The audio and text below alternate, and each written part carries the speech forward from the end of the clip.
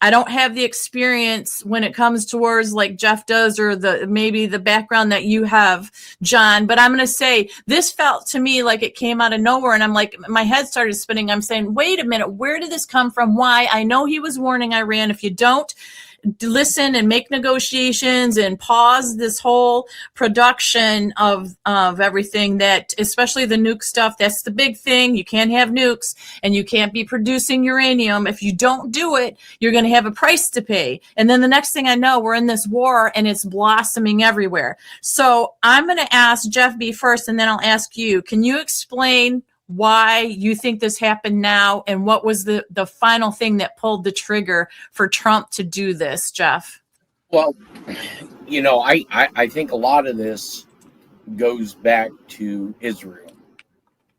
If you were, the ultimate goal, I believe, is to expose the deep state. The ultimate goal is to rid our country of congressional members who've been bought and paid for, and judges who have been bought and paid for, prosecutors that have been bought and paid for. And that letter in the alphabet talks about save Israel for last. And I've been back and forth on what the meaning of that is.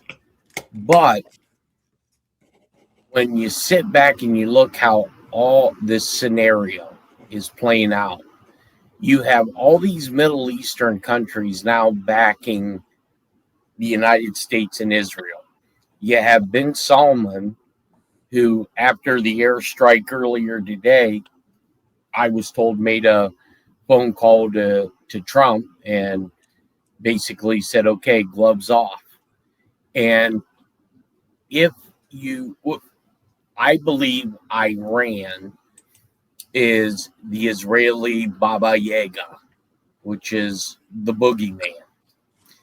So if you remove the boogeyman from this equation, Israel has no reason to lobby our Congress, because there is no quote unquote threat in the Middle East. And you see all these Arab nations coming together. And I believe that the intelligence that the Gang of Eight was given, and why Chuck Schumer was so startled, is I personally believe they caught something coming into the country.